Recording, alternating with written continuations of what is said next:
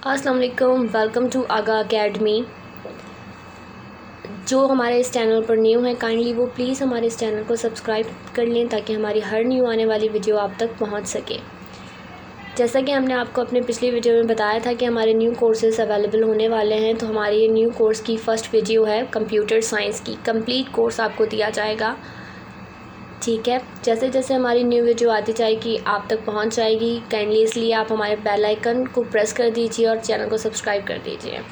ये हमारी first video है, इसमें हम अपने इस कोर्स का फ़र्स्ट चैप्टर इंट्रोड्यूस करेंगे और उसको काइंडली डिस्कस करेंगे हम उसका फ़र्स्ट टॉपिक एक। उसके बाद हम नेक्स्ट टॉपिक आपके लिए दूसरी वीडियो बनाएंगे जिसमें आपको प्रोवाइड कर दिया जाएगा। हम इस कोर्स को बहुत डिटेल में और बहुत अच्छे तरीके से कवर करेंगे ताकि आपको बोर्ड में आसानी हो, ठीक है। तो आइए हम अपने इस चैप्टर को स्टार्ट करते हैं।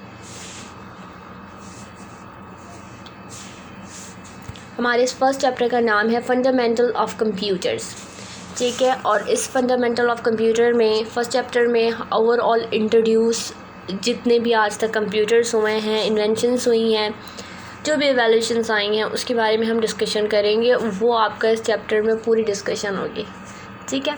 बोर्ड में आपके पास इससे रिलेटेड कोई ऐसी चीज़ ख़ास तौर पे क्वेश्चंस जिस तरीके से होता है वो नहीं आता है आपके पेपर में। आपसे किस तरीके के सवाल किए जाते हैं वो हम आपको अपनी आगे वाली वीडियो में बताएंगे ताकि आप अपनी प्रिपरेशन बहुत अच्छे तरीके से कर सकें। हमारा फर्स्ट टॉपिक हमारे पास है, अब हम इसको इंट्रोडक्शन को पूरा इंट्रोड्यूस करेंगे। उसके बाद हम आराम से आपको हर टॉपिक डिस्कशन करेंगे। तो आप ये बिल्कुल मत टेंशन लीजिएगा कि हम आपको जो है कोई टॉपिक छोड़ देंगे और आपको जो है वो नहीं आएगा, तो ऐसा कुछ नहीं है। हम आपको पूरी डिटेल में आपको इस कोर्स को कवर करवाएंगे। सो काइंडली प्लीज़ रिलैक्स और आराम से आप वीडियो को देखें, समझें और पढ़ें। Introduction to computer. A computer is an electronic machine. बचपन से पढ़ते हुए आ रहे हैं computer is an electronic machine, computer is an electronic machine. ऐसे हम बचपन से जो है वो एक सिंपल सी डेफिनेशन कंप्यूटर की पढ़ी हुई होती है। A computer is an electronic data processing machine और device that performs processing, calculations and operations based on instructions provided by programs. Computers are now used vastly in every field of life. The advancement in computer cause advancement in knowledge, science and technology. Today's computers are used in fields of business, industries, education, banking, transportation, research, exploration, media, entertainment and etc. and so on that. अभी जो हमारे पास inventions जो भी हमारे पास हुई हैं और जो भी हमारे पास लेटेस्ट जो जनरेशन चल रही हैं उसके बारे में हम जितना भी कहें तो वो हमारे पास क्या है यहाँ पर डिस्क्राइब नहीं हो सकता, क्योंकि हमारे पास इतनी टेक्नोलॉजी आ चुकी है, ठीक है। तो कंप्यूटर के बारे में आपके पास यहाँ छोटी सी एक डेफिनेशन लिखी कि इलेक्ट्रॉनिक डाटा जो है वो प्रोसेस करने को हम मशीन को कंप्यूटर कहते हैं, ठीक है। तो जो कैलकुलेशन कर सके, ऑपरेशन परफॉर्म कर सके और इंस्ट्रूमेंट, और अब जो हमारे पास टेक्नोलॉजी है वो बहुत सारी हैं आपके पास। पहले जो हमारे पास कंप्यूटर्स होते थे उनमें हमारे पास ऐसे कोई LCD और विजुअल ग्राफिक्स जो होते थे वो हमारे पास नहीं हुआ करते थे, लेकिन अभी जो लेटेस्ट है वो आपके पास बहुत ज़्यादा बेहतरीन से बेहतरीन ग्राफिक्स प्रोवाइड आपको किए जाते हैं। कैलकुलेशन, इंस्ट्रक्शन वगैरह, ये सारे ऑपरेशंस वगैरह तो ये परफॉर्म कर ही रही होती है। ये तो नॉर्मल हो गई हर कंप्यूटर में, लेकिन अब उसको खूबसूरत में और उसकी ग्राफिक्स में, कलर्स में, result of the camera and so on that, ये सारी चीज़ें आपके पास यहाँ पे इंक्रीज़ हुई हैं। बहुत टेक्नोलॉजी में फ़र्क आया और आगे जाते जाते और इंक्रीज़ होंगी। तो एक छोटा सा हमने ब्रीफ इंट्रोडक्शन ले लिया अपने कंप्यूटर का। उसके बाद हमारे पास है इवैल्यूएशन ऑफ कंप्यूटर। अब इवैल्यूएशन ऑफ कंप्यूटर में हमारे पास क्या क्या तब्दीलियाँ आई हैं हम वो पढ़ेंगे। सबसे पहले तो हम ये पढ़ लेते हैं कि हमारे पास कंप्यूटर में क्या क्या एवोल्यूशंस आई हैं। The computer which we today are modern shapes of computer which have been evolved since centuries.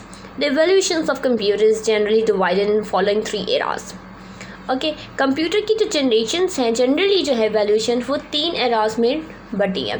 जो सबसे पहली एरा है वो है मैकेनिकल एरा, जिसे हम कहते हैं डार्क एज, कहते हैं ना। बचपन से हम ऐसे ही पढ़ते हुए आते हैं, लेकिन अब जो हम पढ़ेंगे उसको फर्दर डिटेल्स में पढ़ेंगे कि डार्क एज में भी कौन सी एरा आई थी, अब हम वो पढ़ेंगे। Some of the most important machines of this eras.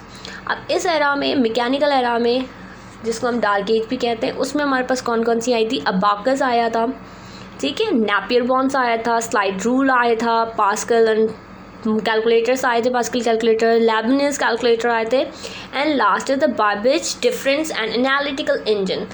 ये सारी चीज़ें आपके जो है वो हमारे पास मैकेनिकल एरा में आई थी, ठीक है। और मैकेनिकल एरा में जो सारी चीज़ें आई हैं, ये आपके पास जो अब आप ये सोच रहे होंगे हम इसको पेपर में कैसे पढ़ें, तो पेपर में आपको उनको उसको ज़्यादा डीप में ये पढ़ने की इतनी ज़रूरत नहीं है, क्योंकि पेपर में इसके हवाले से कोई सवाल नहीं आता है, ठीक है, और आएगा भी नहीं और नहीं आ रहा है। तो इससे रिलेटेड आप बस इतना याद कर लें कि इनकी डेट्स याद रखें कि abacus 300 BC and Napier 1612 AD, slide rule 1622 AD। इस तरीके से आप इनकी डेट्स याद रखें। डेट्स आपके MCQs में पूछी जाती हैं, अदरवाइज़ इससे कोई रिलेटेड क्वेश्चन नहीं आता है, ठीक है।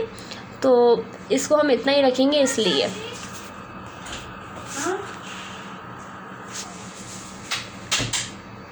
सेकंड आपके पास है electromechanical era, middle age.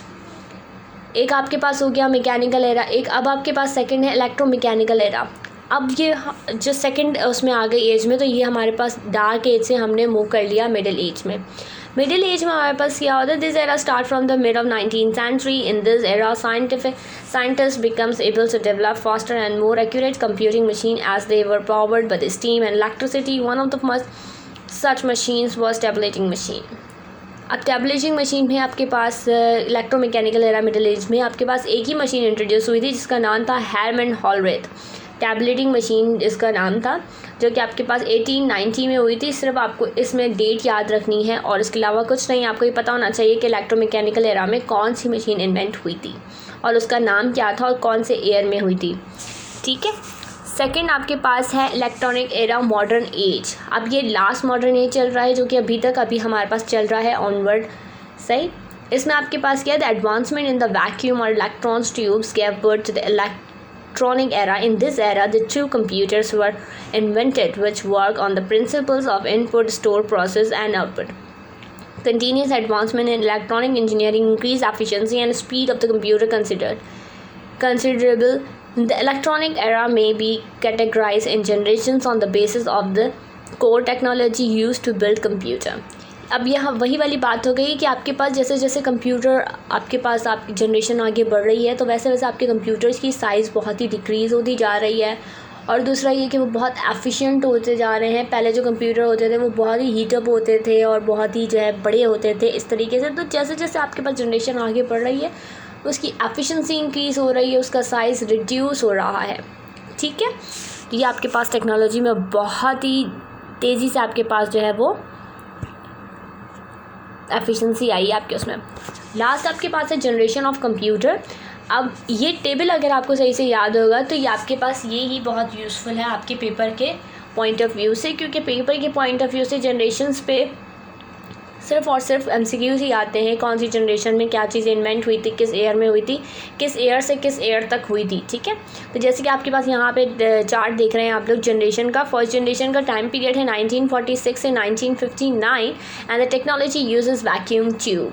Second generation is time period is 1959 to 1965 and the technology was used transistor. And the third generation's time period is 1965 to 1971 and the technology was used integrated circuits. And the fourth generation time period is 1971 to 1980 and the technology was used VLSI microprocessor. And today we are using fifth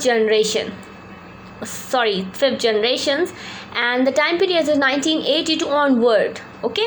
And the technology was used as ULSI microprocessor and this is a very very very efficient microprocessor today we are using, okay. तो ये आपके पास generations हैं जो कि आपके पास बहुत ही useful MCQs होते हैं, जो कि मोस्टली आते ही आते हैं। तो आप इसकी तैयारी बहुत अच्छे तरीके से कीजिएगा, ओके। और हमारे पास नेक्स्ट आपके पास जो हम इसकी वीडियो बनाएंगे आपके इस टॉपिक की चैप्टर की, तो वो हमारे पास होगी क्लासिफिकेशन ऑफ कंप्यूटर और उसको हम बहुत अच्छे से डिटेल में डिस्कस करेंगे, ठीक है। उससे भी आपके MCQs ही कवर होंगे ऑलमोस्ट। तो आप हमारे जो भी हमारे चैनल पर न्यू है काइंडली वो प्लीज़ हमारे चैनल को सब्सक्राइब कर लें ताकि हमारी हर न्यू आने वाली वीडियो आप तक पहुंच सके। तो काइंडली प्लीज़ सब्सक्राइब कर दीजिए और हमारी अगर वीडियो आपको अच्छी लगी हो तो काइंडली प्लीज़ लाइक कर लीजिएगा। अल्लाह हाफ़िज़। Thank you.